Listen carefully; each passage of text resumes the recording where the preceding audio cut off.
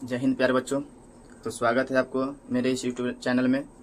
तो आइए आज हम लोग पढ़ने वाले हैं 10th का मैथ जो कि चैप्टर 9 है। तो शुरू करते हैं। आज 1 तो बता चुके हैं, 2 और 3 आज इस वीडियो में होगा। तो इसके लिए हम 2 का लिख चुके हैं ताकि आपका टाइम ज़्यादा बर्बाद ना हो। तो क्वेश्चन क्या बोला था, आंधी आने से एक पेड़ टूट जाता था। एक पेड़ ए भी है जो आंधी आने से यहाँ से टूट जाता है। तो जो टूटा हुआ भाग है यह जमीन को क्या करता है, छूता है। जब जमीन को छूता है तो जो शिखर होता है, टूटा हुआ भाग का शिखर, ये जमीन के साथ 30 डिग्री का कोण बनाता है। और साथ ही जहाँ जमीन को छूता है उससे पेड़ का जो पाद बिंदु होता है उसकी दूरी कितना है, 8 मीटर है। इतना दिया है, इसी को लिख दिया यानी माना कि ए भी एक क्या है, पेड़ है जिसका ऊंचाई x मीटर है। यानी टोटल ऊंचाई कितना है, x मीटर है। तथा पेड़ का टूटा हुआ भाग जो जमीन को छूता है उससे शिखर की पाद बिंदु कितना है, 8 मीटर है। तो यहाँ लिख दिया है डी भी बराबर कितना है, 8 मीटर है। और थीटा कितना दिया है, 30 मीटर है। तो आइए बच्चों शुरू करते हैं इसको। देखिए समझिए, यहाँ पर जो दिया बोला है निकालने के लिए टोटल पेड़ की ऊंचाई निकालना है। हमें जो निकालना है, क्या निकालना है, ज्ञात जो करना है, ज्ञात करना है। ज्ञात क्या करना है, तो ज्ञात करना है पेड़ की ऊंचाई। पेड़ की ऊंचाई जो हम माने क्या है, जो x मीटर माने हैं, ये हमें निकालना है। तो आइए शुरू करते हैं। कैसे निकलेगा, बहुत ही सिंपल है बच्चों। निकालने के लिए कुछ नहीं करना है, आपको सिस्टमेटिक तरीके से चलना होगा। कैसे, तो देखिए अगर हमें पेड़ की कुल ऊंचाई निकालना है, इसके लिए आपको क्या करना पड़ेगा कि देखिए इसकी लंबाई यानी यहाँ से यहाँ तक एक त्रिभुज बन रहा है, समकोण त्रिभुज। तो ये लंब होता है और यहाँ पर 90 डिग्री का कोण बनता है। और 90 डिग्री के सामने वाला जो भुजा होता है यह क्या होता है, कर्ण होता है। तो हम क्या करेंगे, जो कर्ण बना है यह पेड़ का टूटा हुआ भाग ही तो है। तो अगर यहाँ से यहाँ की दूरी निकाल ले और यहाँ से कर्ण निकाल ले तो फिर हम दोनों को आपस में जोड़ देंगे तो ये टोटल ऊंचाई ना आ जाएगा। फिर से समझिए, देखिए यह एक पेड़ है और यहाँ से टूट करके जमीन को छूता है। जमीन को छूने के साथ क्या करता है, ये 30 डिग्री का कोण बनाता है। तो हम क्या करेंगे कि अगर हम लंब निकाल लें, ठीक है, और यह कर्ण निकाल लें, ठीक है, और लंब और कर्ण को जोड़ दे, टोटल यह ना आ जाएगा, क्योंकि जो कर्ण है यही तो है जो टूट करके यहाँ पर गिरा है। तो आइए शुरू करते हैं। तो लंब और क्या ले लेंगे, आधार। एक बार लेंगे लंब बटा आधार और दूसरा क्या लेंगे, कर्ण बटा आधार या आधार बटा कर्ण। अब साथ ही कुछ भी ले लीजिए, उससे कोई फर्क नहीं पड़ता है। तो बच्चों उम्मीद है कि ये समझ में आया होगा। आकृति मेन है, आकृति को समझना, आकृति को बनाना। आकृति बना लिए तो आपका क्वेश्चन तुरंत ही सॉल्व हो जाएगा। तो आइए शुरू कर देते हैं अब टाइम को बिना बर्बाद किए हुए। तो क्या है, हम क्या लेंगे, लंब बटा में आधार। क्या लिखेंगे, लंब बटा में आधार। आप समझना यह है बच्चों कि लंब बटा आधार, आप फार्मूला पढ़े होंगे, हम बताए होंगे, जाकर के उस वीडियो को देखिए। लंब बटा आधार किसके बराबर होता है, तो कहोगे कि tan के बराबर होता है। tan थीटा हो गया लंब बटा आधार। अब देखिए बच्चों, लंब दिया है, लंब दिया है, नहीं ना दिया है, लंब कितना है और कुछ नहीं दिया है तो इसको BC रहने दीजिए। बटा में आधार कितना दिया है, तो आधार देखिए कितना है, 8 मीटर है। 8 मीटर लिख दिए बराबर tan थीटा की वैल्यू कितना है, 30 डिग्री है, यहाँ पर लिख दीजिए। अब आगे देखिए बच्चों, तो BC बटा में 8 मीटर, आप चाहे तो लास्ट में लगा सकते हैं, बराबर में tan 30 का वैल्यू होता है 1/√3। ये सब याद होना जरूरी है, अगर याद नहीं रहेगा तो बनेगा ही नहीं क्वेश्चन, ठीक है बच्चों। तो आइए आगे शुरू करते हैं। इसको जब क्रॉस मल्टीपल कीजिएगा तो क्या हो जाएगा, √3 BC बराबर में क्या हो जाएगा, 8 में 1 से मल्टीपल करेंगे तो 8 मीटर। तो BC का अगर मान निकाले तो क्या हो जाएगा, 8 मीटर। और इधर गुणा में इधर आएगा तो भाग में हो जाएगा। इसको इक्वेशन फर्स्ट ले लीजिए। अब आगे आइए समझते हैं, यहाँ पर बनाते हैं बच्चों, थोड़ा सा जगह का अभाव है तो आइए इधर समझते हैं। अब हमें क्या करना है, लंब तो यहाँ की यहाँ दूरी निकल गया, अब हमें ए वाला दूरी चाहिए। ये दूरी निकालने के लिए सिंपल क्या करना है आपको, कि सिंपल आप क्या कीजिए, या तो कर्ण बटा आधार लीजिए ना तो आधार बटा कर्ण लीजिए, या आप चाहे तो लंब बटा कर्ण भी ले सकते हैं। बस रेशियो 1 रहना चाहिए और एक जो निकालना है उसको रेशियो में अनुपात में ले लीजिए, ठीक है। तो हम ले लेते हैं क्या, कि आधार बटा कर्ण, आधार बटा में कर्ण क्या हो जाएगा, यहाँ लगा दीजिएगा पुनः। तो आधार बटा कर्ण किसके बराबर होता है, तो आपको याद करवाए थे, फॉर्मूला याद कीजिए, LA/L और KKA। हम आपको हर वीडियो में इस तरह से बताते रहेंगे ताकि आपको भी याद हो जाए। देखिए लंब बटा कर्ण इस साइन के लिए है, आधार बटा कर्ण एक किसके लिए है, कॉस के लिए है, लंब बटा आधार या tan के लिए है। तो देखिए क्या बोला, आधार बटा कर्ण, आधार बटा कर्ण किसके बराबर है, कॉस थीटा के। अब कॉस थीटा की वैल्यू देखिए कितना दिया है, 30 डिग्री ही दिया है। तो आधार कितना है, 8 बटा में, अब कर्ण कुछ है नहीं है, DC है, तो DC रहने दीजिए बराबर कॉस। अब यहाँ पर थीटा के पर कितना रख दीजिए, 30 डिग्री, ठीक है। अब कॉस 30 का मान कितना होता है बच्चों, बताइए कॉस 30 का मान कितना होता है, तो cos 30 का मान बताइए कितना होगा। तो कहिएगा बच्चों कि √3/2 होगा। cos 30 का मान ही ना होगा, क्योंकि देखिए हम बताए थे साइन जो 60 का वैल्यू होगा वही cos 30 का मान होगा कि नहीं होगा। तो साइन 60 का वैल्यू कितना है √3/2, तो cos 30 का मान कितना हो जाएगा √3/2। अब यहाँ से क्रॉस मल्टीपल कीजिएगा, तो यहाँ से यहाँ कीजिए तो क्या हो जाएगा √3 DC। √3 क्या होगा DC बराबर में 8 दूना 16, तो DC बराबर क्या हो जाएगा, तो गुना में इधर आएगा तो भाग में, तो 16 बटा क्या हो जाएगा √3। अब इक्वेशन क्या ले लीजिए सेकेंड। अब बच्चों क्या करना है, हमें लंब भी मिल गया, अब कर्ण भी मिल गया। जैसे यह और यह दोनों को जोड़ देंगे समीकरण 1 को और समीकरण 2 को, तो ये टोटल नहीं आ जाएगा। तो हम क्या लिखेंगे कि x बराबर क्या लिखेंगे, तो BC प्लस का क्या DC, या इसी को हम लिख सकते हैं ऐसे भी कि BC प्लस का AC, क्योंकि यह दोनों आपस में क्या है बराबर है। बराबर क्यों है, क्योंकि जितना AC है उतना ही क्या है DC है। अब चाहे तो यहाँ पर कहीं ब्रैकेट में लिख सकते हैं कि AC बराबर में क्या है DC है, ठीक है। तो आप एक ही कोई लिखिए, कोई दिक्कत नहीं होगी। अब यहाँ से देखिए x बराबर BC कितना है बच्चों, बताइए BC कितना है, तो कहिएगा BC कितना है बच्चों। तो देखिए यहाँ पर BC कितना है, तो यानी 8 बटा में क्या है √3 और प्लस में DC कितना है, तो कहिएगा 16।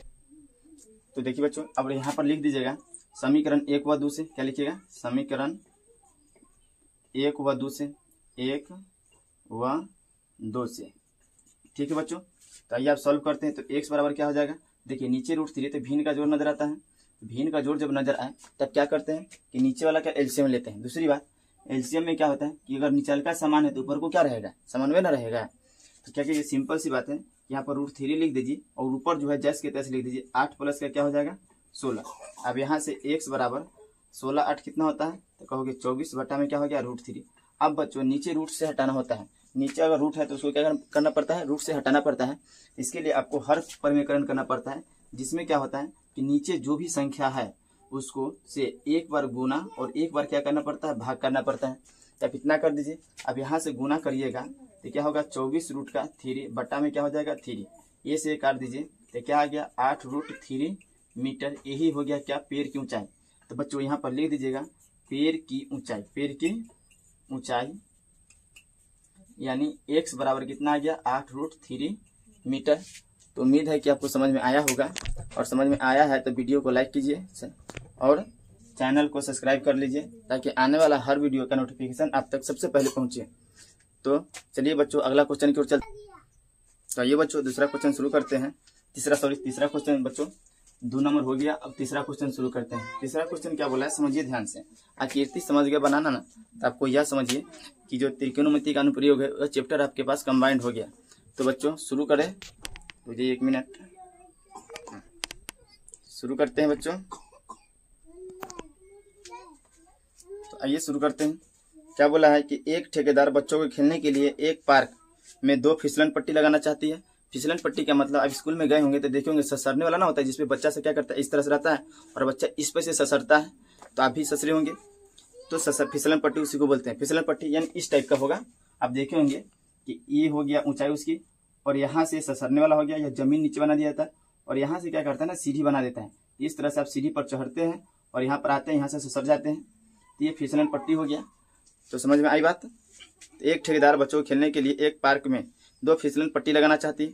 5 वर्ष से कम उम्र के बच्चों के लिए वह एक फिसलन पट्टी लगाना चाहती है। एक होता है 5 वर्ष से कम उम्र के बच्चों के लिए जिसका शिखर 1.5 मीटर ऊंची होती है। एक फिसलन पट्टी जो 5 वर्ष से कम बच्चों के लिए है, यानी 5 वर्ष के बच्चों के लिए है, इसकी शिखर जो होता है जमीन से कितना ऊंचा होता है, तो यहाँ से यहाँ की जो ऊंचाई होती है 1.5 मीटर होता है, और भूमि के साथ 30 डिग्री का कोण बनाता होता है। और भूमि के साथ कितना डिग्री कोण बनाता है 30 डिग्री का कोण बनाता है। और आगे क्या बोला है बच्चों, आगे बोला जबकि इससे अधिक उम्र के बच्चों के लिए यानी 5 वर्ष से अधिक उम्र के बच्चों के लिए 3 मीटर ऊंची पर एक अधिक ढाल की फिसलन पट्टी लगाना चाहते हैं। यानी अगर एक और आकृति का बना दे, यहीं पे बना देते हैं, नीचे समझिए यहाँ पे दिखाई दे रहा है, हाँ दिखाई दे रहा है, तो ये यहाँ पे दिखाई दे रहा है। तो समझिए यह एक और हो गया फिसलन पट्टी जिसकी ऊंचाई कितना हो गया, इसकी ऊंचाई हो गया 3 मीटर। कितना है 3 मीटर है। और यह जो है जमीन के साथ यानी भूमि के साथ 60 डिग्री का कोण बनाती है। कितना डिग्री का 60 डिग्री का। चलिए इसको थोड़ा सा छोटा कर देते हैं ताकि आपको और आसान लगे। तो ये हो गया और यहाँ से ये हो गया। चलिए ये हो गया 30 डिग्री और इसकी ऊंचाई हो गया 1.5 मीटर। इतना बात समझ में आ गया बच्चों। तो बोला है कि प्रत्येक स्थिति में फिसलन पट्टी की लंबाई क्या होनी चाहिए, यानी हमें प्रत्येक स्थिति में फिसलन पट्टी की लंबाई बताना है। तो फिसलन पट्टी की लंबाई बताने के लिए हमें क्या करना होगा बच्चों, कि फिसलन पट्टी की लंबाई यह हो गया, तो इसका नाम देते हैं ABC, PQR, ये हो गया। तो अब आइए लिखते हैं, क्या लिखेंगे, यह हो गया 5 वर्ष से कम बच्चों के लिए, 5 वर्ष से कम बच्चों के लिए, कम उम्र के बच्चों के लिए, 5 वर्ष से कम उम्र के बच्चों के लिए और यह हो गया 5 वर्ष से अधिक बच्चों के लिए। यह क्या हो गया, 5 वर्ष से अधिक बच्चों के लिए, 5 वर्ष से अधिक, ये क्या हो गया, 5 वर्ष से अधिक बच्चों के लिए। आइए बच्चों लिखते हैं, क्या लिखेंगे, लिखेंगे त्रिभुज ABC में क्या लिखेंगे कि 5 वर्ष, यहाँ लिखते हैं 5 वर्ष से कम बच्चों के लिए फिसलन पट्टी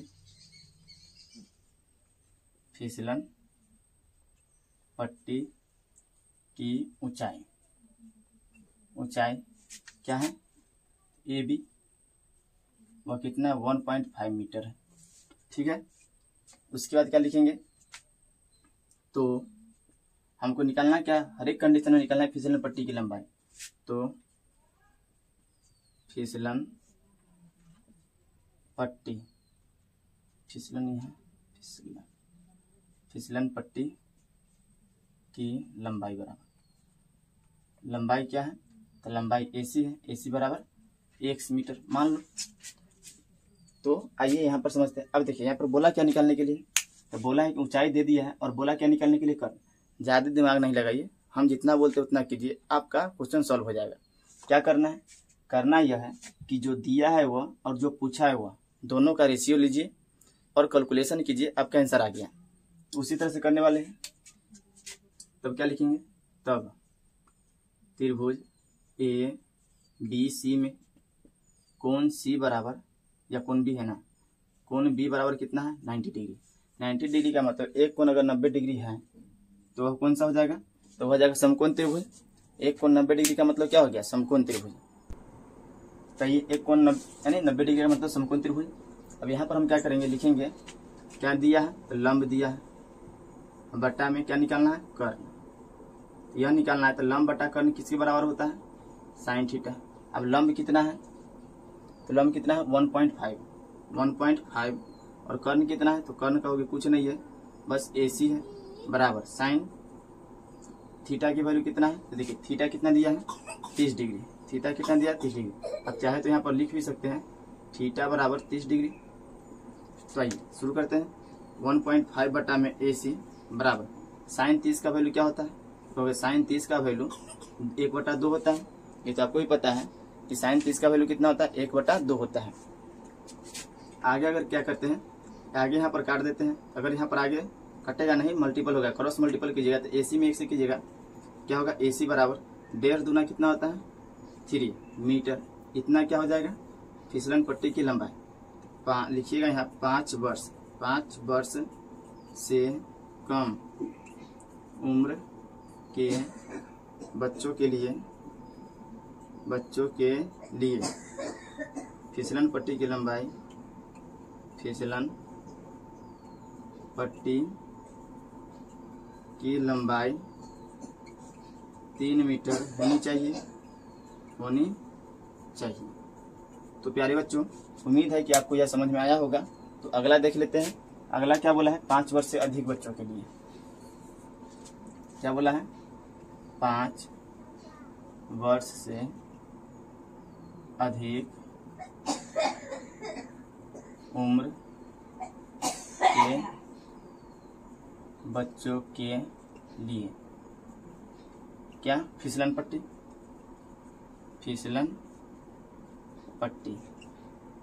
की लंबाई क्या है, PR है, PR बराबर वाट है, कुछ नहीं है, आप यहाँ पर चाहते एक्स लिखे, उससे कोई बहस नहीं है, आप ना भी लिखे तो पी आर लिख करके चला लीजिए। तो आइए आगे समझते हैं। यहाँ पर देखिए क्या दिया है, लिख देते हैं त्रिभुज पी क्यू आर में। यहाँ पे देखिए तो क्यू क्या है, क्यू बराबर 90 डिग्री है, जबकि थीटा कितना दिया है 60 डिग्री। थीटा कितना है 60 डिग्री और कोण क्यू कितना है 90 डिग्री है। तो आप समझ सकते हैं।